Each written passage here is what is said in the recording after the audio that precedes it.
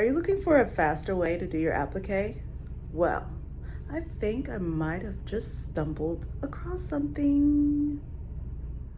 All right, now this is Steam 2 Light, and as you can see, it says double stick light fusible web. So here is what it looks like, and it's double-sided sticky. So what you're gonna do is, and you can kind of visually see it.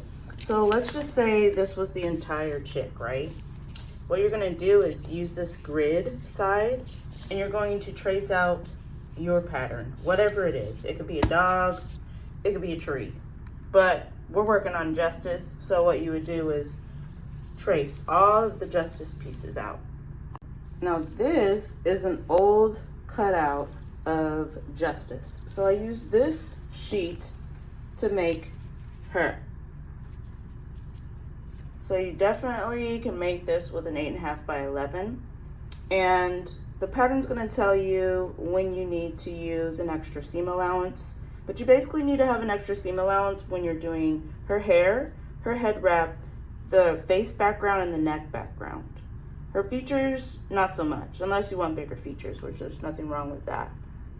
But you want to have this extra seam allowance because it makes it easier for you to assemble her, and then also she won't end up smaller, because if you don't do the seam allowance, it's not the end of the world, but it's going to be harder to put her together.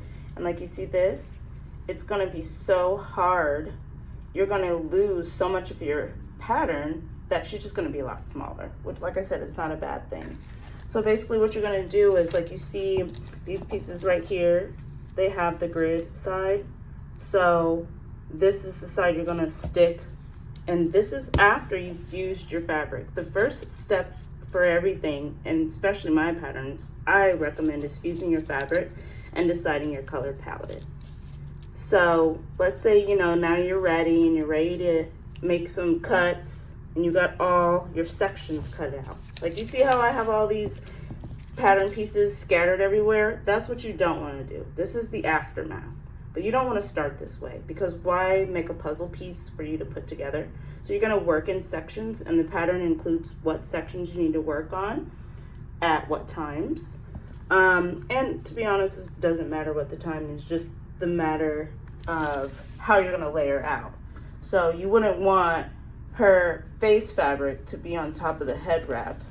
Same thing for her. You're not going to want her face fabric on top of the head wrap. That doesn't make sense. Now, you can alter this and put the head wrap under the hair, but we want to make it look like it's, you know, realistic.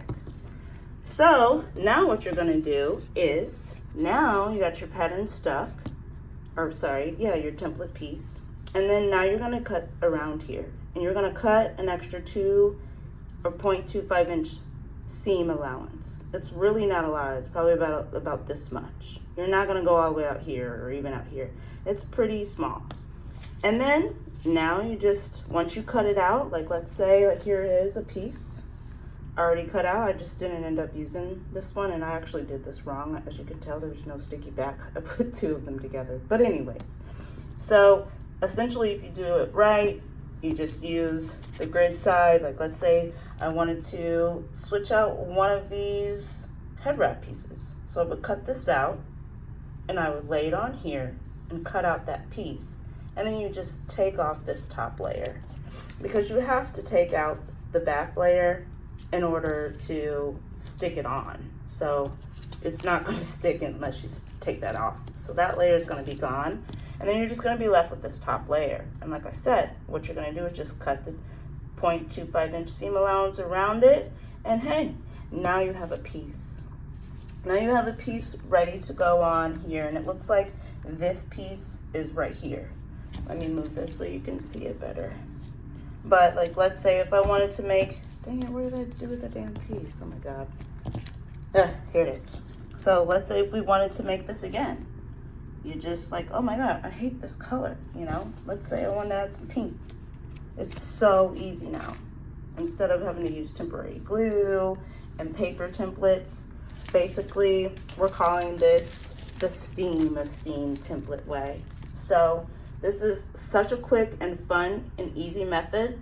Just remember, fuse your fabric first, trace your pattern second, then you're going to cut out your pattern in the sections, and you're going to work in sections and pick your fabric. And that's the funnest part, is picking out exactly what cuts are you're going to put for what. But like I said, with this method, it's a lot easier to change your mind.